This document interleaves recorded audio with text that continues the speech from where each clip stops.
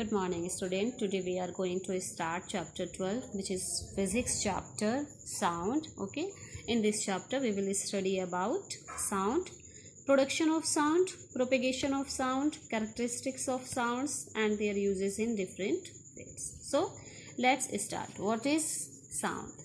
This is sound. You can listen. This is sound. Okay, this is sound. Means sound is a form of energy which produces a sensation of hearing in our ears. Sound is produced by vibrating objects. Means sound एक energy का ही form है जो हमारे years में sensation produce करता है जब हम उसको सुनते हैं. और साउंड किससे प्रोड्यूस होगा? कोई भी ऑब्जेक्ट जब वाइब्रेट होगा तो साउंड प्रोड्यूस होता है. ठीक है, ये प्रोड्यूस हो रहा है, वाइब्रेट होगा.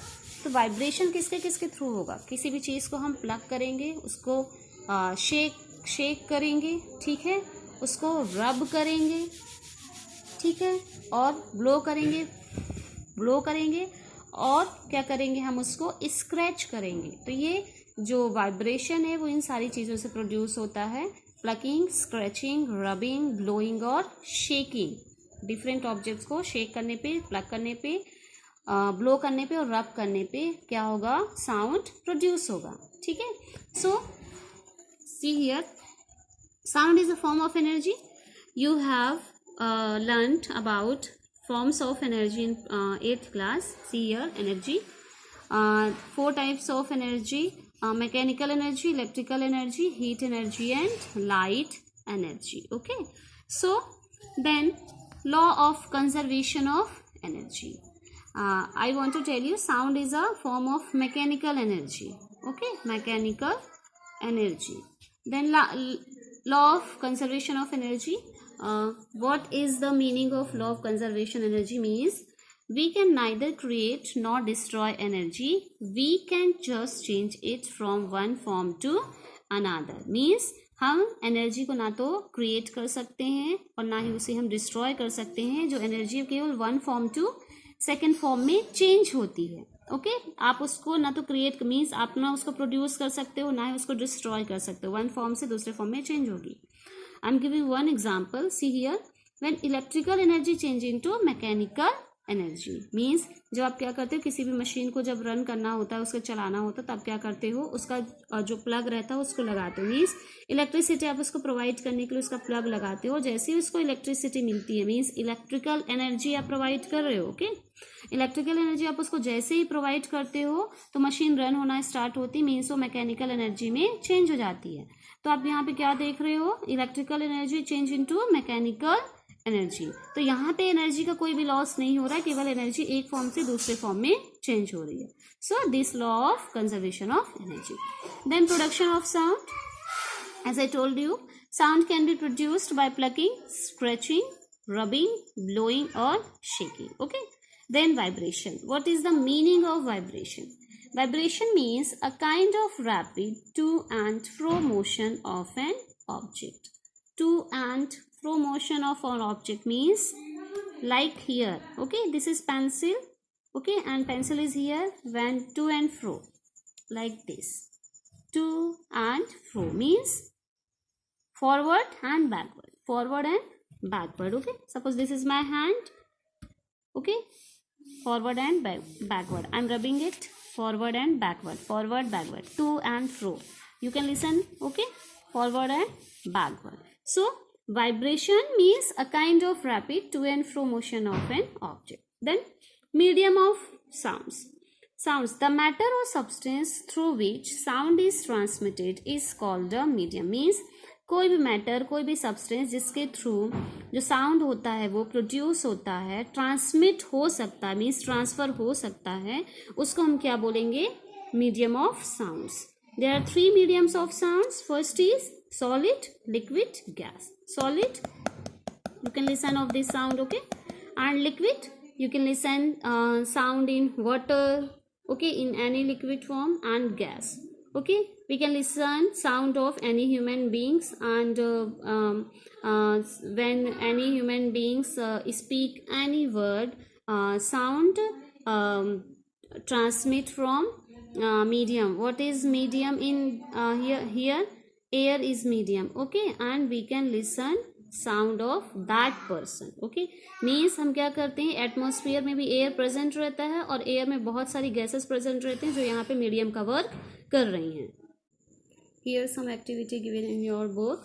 First activity is, here is tennis ball. Okay, and when you tie this tennis ball through a thread, and here is vibrating tuning fork. Okay, और जब ये टेनिस बॉल इस फॉर्क से क्या करेगा, ऐसे टकराएगा. अब टू एंड फ्रो मोशन यहाँ समझो, यहाँ जाएगा और फिर यहाँ आएगा ये बॉल. ठीक है, अब जब इससे क्या करेगा, वो कॉलिजन करेगा, टकराएगा, तो क्या होगा, ये जो फॉर्क है वो क्या करेगा, वाइब्रेट करेगा. वाइब्रेट करेगा तो क्या होगा, साउंड फिर प्रोड्यूस होगा. Okay, and see in this activity, this is glass and water is filled in this glass, and when we vibrate this fork from upside of water surface, okay, like this, so sound will also produce due to the vibration of tuning fork. Okay, propagation of sound means how sound reached to listener from a source of sound. You can understand propagation of sound by figure 12.5. In this figure, here is fork given, and when this fork vibrate, it produces sound. Okay, it produces sound, and when it produces sound means when it vibrates, it displaces its near particles. Okay, what is medium in here? Here medium is air, means यहाँ पे medium क्या है, air है. और ये जैसे ही हमारा fork vibrate होगा, ये सबसे पहले अपने पास वाले पार्टिकल्स को, जो एयर के पार्टिकल्स हैं, गैस के पार्टिकल्स हैं, उसको डिस्प्लेस करेगा. अब जैसे ही एयर पार्टिकल को डिस्प्लेस करेगा, पास वाले पार्टिकल्स को, तो वो क्या रहते हैं, पहले रेस्ट पोजीशन पे रहते हैं, और जैसे ये डिस्प्लेस करेगा तो वो क्या होंगे, उनका डिस्प्लेसमेंट होगा. और जब उनका डिस्प्लेसमेंट होगा तो ये अपने साइड वाले पार्टिकल्स को डिस्प्लेस करेंगे, और साइड वाले पार्टिकल को डिस्प्लेस करने के बाद खुद ये रेस्ट पोजीशन पे आ जाते हैं. अब जो उसके साइड वाला पार्टिकल है डिस्प्लेस हो चुका है, वो अपने बाजू वाले पार्टिकल को डिस्प्लेस करेगा, उसके बाद खुद वो रेस्ट पोजीशन पे आ जाता है. मीन्स और सेम यही प्रोसेस क्या होती है, कंटिन्यू चलती रहती है. और उसके बाद और इसी के थ्रू क्या होता है, जो साउंड है वो सोर्स से लिसनर तक पहुंचता है. ओके, यहाँ पे आप देखेंगे सी और सी आर जो बने हुए हैं. C means compressions and R means rarefactions. Compressions means जहाँ पे जो पार्टिकल्स होते हैं क्लोज होते हैं, और जहाँ पे पार्टिकल्स की जो डेंसिटी होती है बहुत ज़्यादा होती है. जब डेंसिटी ज़्यादा होती है मीन्स क्या होता है, जहाँ पार्टिकल्स ज़्यादा हैं मीन्स उनके बीच में डिस्टेंस कम है, बहुत पास पास हैं, डिस्टेंस कम है. और जब बहुत ही क्लोज हैं पार्टिकल्स तो उनके बीच में क्या होगा, प्रेशर भी बहुत ज़्यादा होगा. और रेयरफैक्शंस मीन्स जहाँ पे पार्टिकल्स के बीच में डिस्टेंस बहुत ज़्यादा है, और उनकी डिस्टेंस बहुत ज़्यादा है मीन्स उनके बीच में डेंसिटी कम होगी, और जब डेंसिटी कम है तो उनके बीच में जो प्रेशर वो भी क्या होगा, लो होगा. और सेम ये पैटर्न क्या होता है, बनते जाता है, कंप्रेशन रेयरफैक्शन, कंप्रेशन रेयरफैक्शन. और इसी के थ्रू क्या होता है, जो साउंड होता है वो सोर्स से लिसनर तक पहुंचता है. यहाँ पे एक वेव फॉर्म होता है. वेव क्या होता है, वेव मीन्स एक डिस्टर्बेंस होता है, एक पैटर्न बनते जाता है. ठीक है, जिसके थ्रू जो साउंड होता है वो सोर्स से फिर लिसनर तक पहुंचता है. One thing should be noted here, particles never move in medium. Okay, particles move नहीं करते हैं, बल्कि क्या मूव करते हैं, वो एक दूसरे को डिस्प्लेस करते हैं.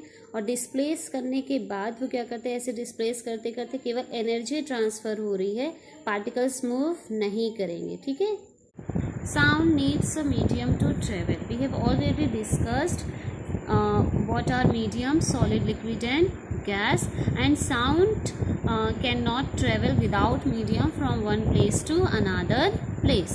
Okay, so let's discuss it with this experiment.